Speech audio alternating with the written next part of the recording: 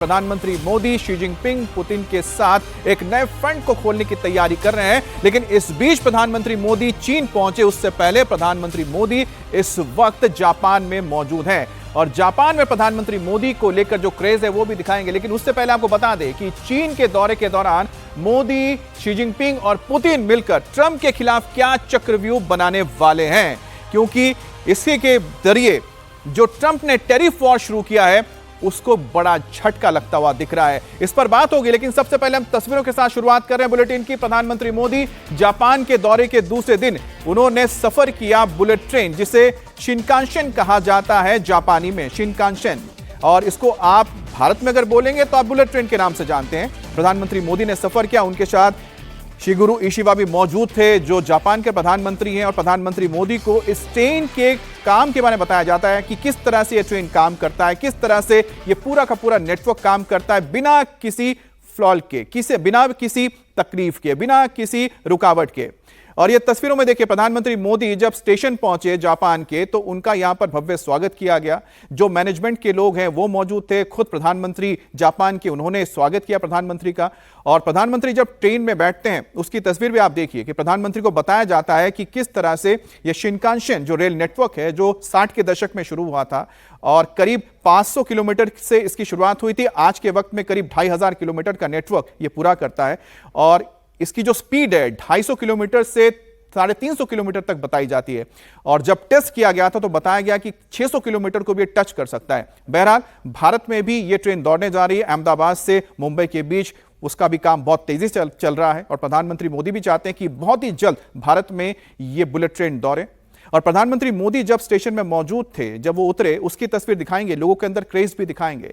प्रधानमंत्री मोदी जिस तरह से इस वक्त जापान में दौरा कर रहे हैं, जिस तरह से इलेक्ट्रॉन फैक्ट्री को देखने जा रहे हैं, जाहिर सी बात है कि जो ट्रंप की ओर से कोशिश हो रही थी कि भारत के ऊपर टैरिफ लगा के भारत की इकोनॉमी को डेंट किया जाए, तो दूसरी तरफ प्रधानमंत्री मोदी ने उसका तोड़ निकाल लिया है। और उसका तोड़ यही है कि जो दूसरे मित्र राष्ट्र हैं उनके साथ आपको अपने व्यापार को बढ़ाना है। और देखिए प्रधानमंत्री मोदी को लेकर क्रेज, ये देखिए, ये जो अमूमन जापान में देखने के लिए नहीं मिलता है। अगर वहां पर कोई पॉप स्टार या रॉक स्टार पहुंचता है, प्लेयर पहुंचता है, तो ऐसी क्रेज देखने को मिलती है। और ये आम पब्लिक है जिन्हें रोका गया है फिलहाल स्टेशन में। और जापान के लोग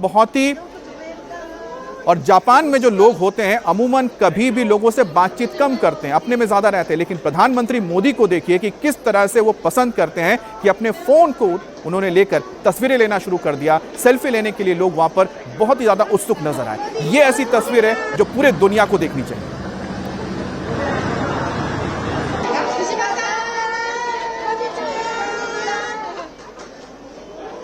एक बार फिर से सुनिए, यहां पर प्रधानमंत्री मोदी को वेलकम किया जा रहा है और हेलो कहा जा रहा है। कोनिचिवा, कोनिचिवा मतलब नमस्ते, हेलो।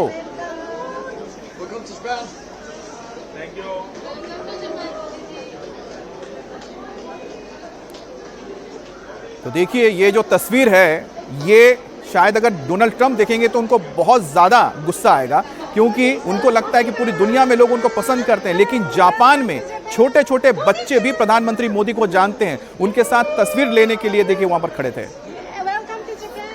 और यहां पर कोनिचिवा कह के प्रधानमंत्री मोदी का अभिवादन किया जा रहा है। प्रधानमंत्री भी देखिए कि लोगों के बीच जाकर बातचीत कर रहे हैं। और हमारे साथ विजय लक्ष्मी जुड़ गई हैं। विजय लक्ष्मी, प्रधानमंत्री मोदी चीन पहुंचे उससे पहले जो तस्वीरें हम दिखा रहे हैं वो तस्वीरें बहुत अहम है। शायद उसको चीन में भी देखा जा रहा होगा और अमेरिका में भी देखा जा रहा होगा, पूरी दुनिया तो देख ही रही है कि जो आम पब्लिक है वो प्रधानमंत्री मोदी से मिलना चाह रही है, प्रधानमंत्री मोदी की तस्वीरें ले रही हैं, जो अमूमन जापान में नहीं देखने को मिलता है किसी राष्ट्राध्यक्ष के लिए या फिर किसी नेता के लिए।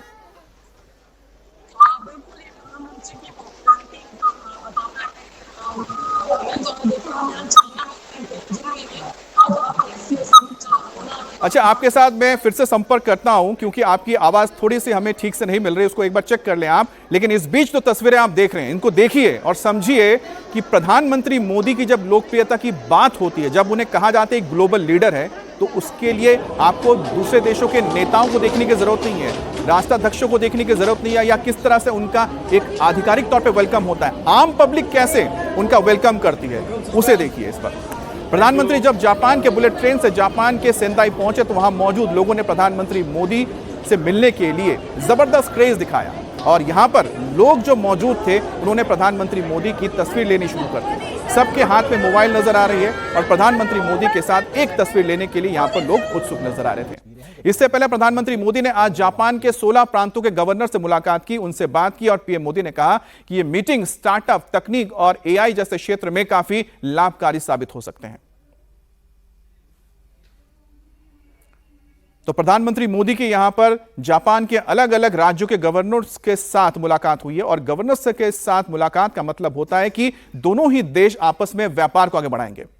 तो एक बार फिर से मेरे सहयोगी विजय लक्ष्मी के पास चलते हैं। विजय लक्ष्मी, फिलहाल आप तो चीन में मौजूद हैं, वहां पर प्रधानमंत्री मोदी के आने का स्वागत करने के लिए लोग उत्सुकता से इंतजार कर रहे हैं, लेकिन प्रधानमंत्री मोदी जब जापान पहुंचे, ना सिर्फ उन्होंने जापान के साथ भारत के रिश्तों को नया आयाम दिया। अब सोचिए 6 लाख करोड़ का इन्वेस्टमेंट होगा, यानी कि करीब करीब $6 बिलियन से ज्यादा का इन्वेस्टमेंट होने जा रहा है भारत में। और दूसरी तरफ जो क्रेज नजर आया आम पब्लिक में, जो नहीं देखने को मिलता है जापान में, कि लोग स्टेशन में मौजूद खड़े थे, जो यात्री प्रधानमंत्री के साथ एक तस्वीर लेना चाहते थे। विजय लक्ष्मी। बिल्कुल अमित, देखिए यहाँ तियानजिन में मैं हूँ और यहाँ पर लोगों से मैंने मुलाकात की, खासतौर से इंडियन डायस्पोरा। 2-3 हजार किलोमीटर से लोग स्पेशली प्रधानमंत्री नरेंद्र मोदी से मिलने के लिए यहाँ पर पहुंचे हैं, जहाँ पर एससीओ समिट का वेन्यू है। तो ये पॉपुलैरिटी है प्रधानमंत्री नरेंद्र मोदी की। और जापान में भी जिस तरह से हम देख रहे हैं कि आम जो लोग हैं वो उनसे मिलने के लिए उत्सुक हैं। ये जो दृश्य है ये चाइना में भी देखने को मिल रहा है। आज देर शाम प्रधानमंत्री नरेंद्र मोदी पहुंच जाएंगे तियानजिन शहर में और इसके बाद कल का जो कार्यक्रम है वो काफी महत्वपूर्ण होगा, क्योंकि बायलैटरल मीटिंग उनकी होगी चीन के राष्ट्रपति के साथ। और इसके अलावा परसों का जो दिन है वो पूरा समिट का दिन है। बायलैटरल मीटिंग्स 2 बहुत अहम हैं, उसमें चीन और रूस के राष्ट्रपति व्लादिमीर पुतिन के साथ भी प्रधानमंत्री नरेंद्र मोदी की द्विपक्षीय वार्ता होगी। इस एससीओ समिट जो है अमित, अगर आप देखें तो जियोपॉलिटिकल डेवलपमेंट जिस तरह से हो रहे हैं, जिस तरह से रूस और यूक्रेन के बीच में युद्ध है, अलास्का में हुई बातचीत जो है वो बेनतीजा रही। और उसके बाद अगर आप देखें टैरिफ का जिस तरीके से एक पूरा ट्रेड और टैरिफ को लेकर के जिस तरीके से कंसंट्रेशन है, जिस तरह से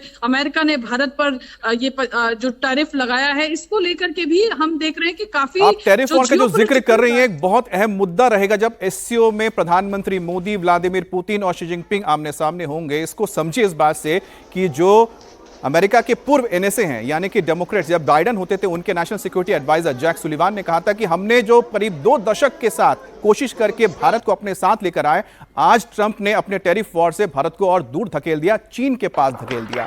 अब जापान में पीएम मोदी को ऑपरेशन सिंदूर पर जापान का समर्थन मिला है। पीएम नरेंद्र मोदी और जापान के प्रधानमंत्री शिगेरू इशिबा ने आतंकवाद पर साझा बयान जारी करके कहा, जिसमें पहलगाम में हुए आतंकवादी हमले की स्पष्ट तरीके से निंदा की गई है, कड़े शब्दों में निंदा की गई है। जापान के प्रधानमंत्री ने लश्कर-ए-तोयबा, जैश-ए-मोहम्मद और आतंकी संगठनों पर ठोस एक्शन की अपील की है और साथ ही कहा कि इस जघन्य कृत्य के गुनहगारों को बिना किसी देरी के जल्द न्याय के कटघरे में लाया जाए।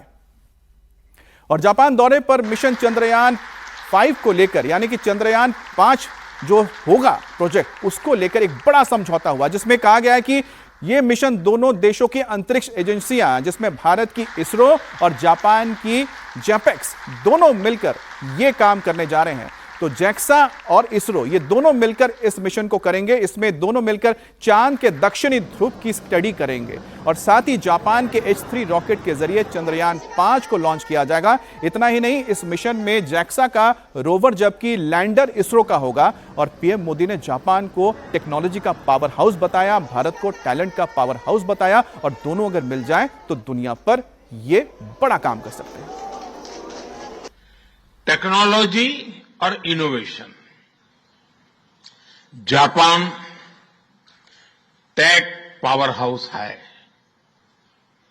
और भारत एक टैलेंट पावर हाउस है।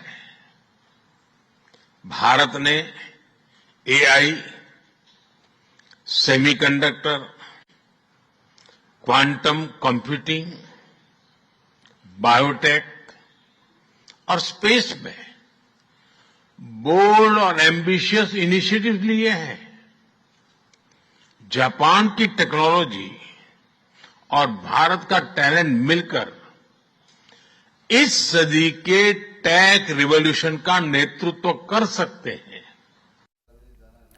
और भारत और जापान के बीच 15वें शिखर सम्मेलन में कई और मुद्दों पर भी समझौता हुआ है, जिसमें यह तय हुआ है कि जापान अगले 10 साल में लाखों करोड़ रुपए का निवेश करेगा। भारत में करीब $6 बिलियन की करने जा रहा है। डिजिटल पार्टनरशिप 2.0 और एआई में सहयोग की शुरुआत होगी। भारत से 50,000 स्किल्ड और सेमी स्किल्ड वर्कर जापान में जाएंगे और साथ ही 1 लाख करोड़ के 150 MOUs की घोषणा हुई है।